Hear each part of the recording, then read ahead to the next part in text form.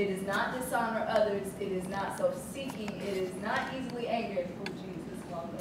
It keeps no record of wrongs.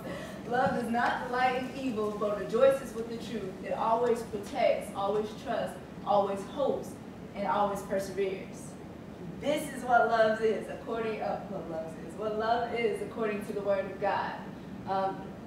One of God's biggest display of His love for us was through His sacrifice. It was through the sacrifice of His Son. John 3:16, when Jesus displayed and God displayed His love for us, for everyone to see. Love motivated without action is a lifeless situation. Love is a verb. Let me say that first. It is not a feeling, it's an action. 1 John 4:8, whoever does not love does not know God, because God is love. If you are going to experience real love, then you have to know God. Commonly in this season, what people do is they search after real love, or what they think is real love. Can we get the next slide? All right, let's see. Real love being defined with what's factual or actual. I Googled the definition of love just to see what would come up, and this is a common definition I found in Webster's and a few other things, and it's really hard to find a really solidified definition because the term is used so loosely. The first definition that pops up as a noun, love is an intense feeling of deep affection, and as a verb, it's a feeling of deep romantic or sexual attachment to someone. Now, exactly.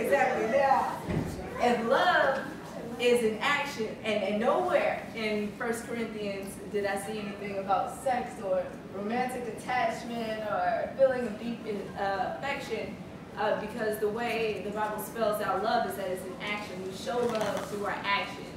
We display love through our actions. Let me see. Of course, like I said, love is a verb, not a noun. What we want is real love, but what we're searching for is a false sense of love.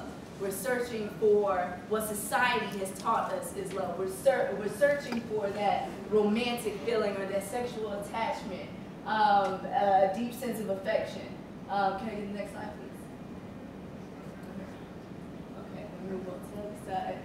As a result of searching for this false sense of love, what we tend to do is give ourselves over to soul ties willingly. We get into these relationships that were never intended by God, and we end up getting tied to people, and it leads to destruction.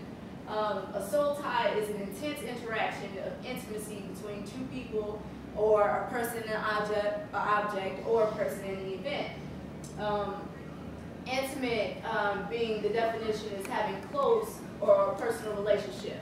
Intimate can also be personal or private, not necessarily sexual or physical, but personal and private. The same type of relationship that we can have with God. We can have an intimate relationship with God.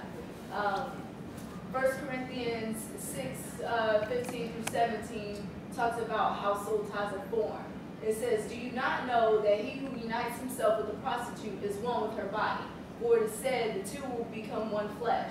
But whoever is united with the Lord is one with him in spirit." There are godly soul ties and ungodly soul ties. One way to realize that you have a soul tie is that you're driven. And you can be driven either by the enemy or by God. So it's imperative to recognize what you're being driven by and why.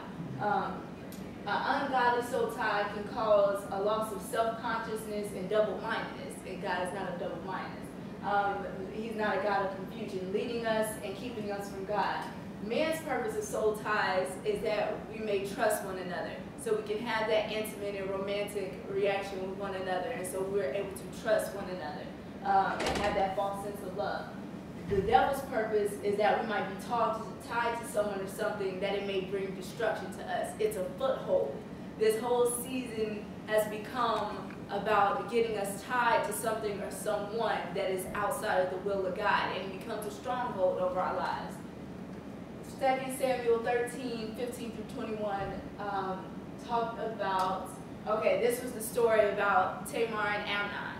Tamar was Amnon's sister, and what Amnon did was he took his sister to bed with her, and she asked him not to. So in doing that, he disgraced her and disgraced the whole family completely. And the satisfaction, okay, let me go back a little bit. Amnon lusted after his sister. He wanted his sister so bad. He was so in love with his sister that he couldn't wait. She said, just ask my father and he'll give me to you. He will not keep me from you. But Amnon didn't want to wait. So he had his servant send her to the room. He, had her cook for him and everything, and he took her to bed. And in doing that, he disgraced her. So what Amnon thought was love was not real. It ended up being lust. And after that, he hated her more than he had ever believed that he loved her in the first place. So what he was looking to do was to fulfill that spiritual thirst. And I think a lot of time in this season, that's what we get into. We want to quench some type of thirst. We want to fulfill that need and that want to have somebody around, for somebody to comfort us, for somebody to love us. And it turns out to be non-existent. We can't fulfill spiritual thirst through the natural. Premarital sex can and will, not even just premarital sex, fornication of any kind can and will lead to disgrace of both partners and can leave you feeling empty, because you are giving, or what you're giving away is yourself, and that's priceless. We're temples. If you are not made one with that person, all you're doing is stealing from them and them stealing from you. Psalms 42 says, well, that it talks about in death how spiritual thirst can't be cured by the natural, but only by God. Sometimes we have to put our souls in check. We got to do that a lot, because we try to quench those thirsts that the natural can't fulfill. God's purpose for soul ties is that our mind and emotion and imagination and intellect be set on Him. A good example of that is David and Jonathan in 1 Samuel 24, 1 Samuel 20, verse 17, and 2 Samuel 21 through 7. It gives different examples. David and Jonathan were like best friends. They loved each other to death. But they would do anything for one another. They put their life on the line for one another. They would literally sacrifice for one another. Their love was that strong. But in the midst of their relationship was God. They were tied together through Christ. They had a godly soul tie. Psalms 119, 41 through 48, and 65 through 72. Fall in love with His word and trust in Him. If you do this, you will have freedom and no shame. Receive knowledge and good judgment by meditating on His word daily. Cherish His word and always, cherish His word always. Hide it in your heart, and His word is the key to spiritual fulfillment. So if we focus on His word, there's no way that we can go unfulfilled. That's the only way we can fulfill that thirst inside of us. I'm trying to wrap it up. Psalms 36, 5 through 10.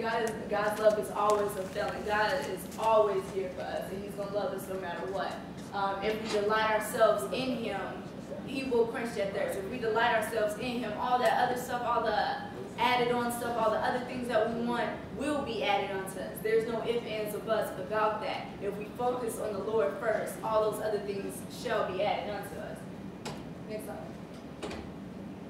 All right, and then in closing, just a reflection. I will challenge everybody to think and just to meditate on how many times God has allowed you to go through something or kept you from going into certain things, and we go into them willingly, and He still saves us.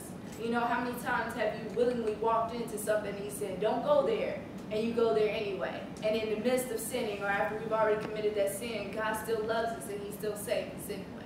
He forgives us anyway. Luke 12, 4 through 7.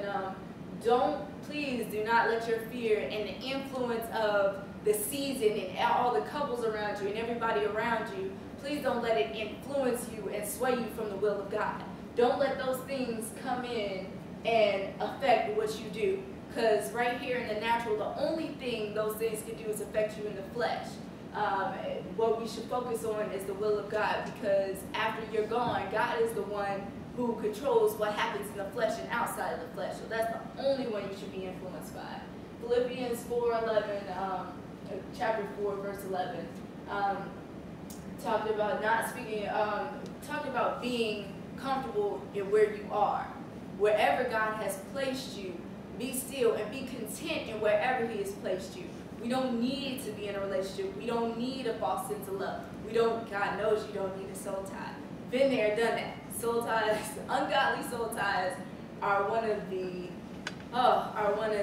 most heartbreaking things to ever have once you finally get out of them. Until you have had them broken and healed by God, it is a hard road. It really is. Please trust me when I say this. Don't put yourself in a situation if you don't have to. Yes, just learn to be content in where God has you in your life and wait on him, and anything that you could ever need spiritually, naturally, God will provide for you always. Yeah, that was it.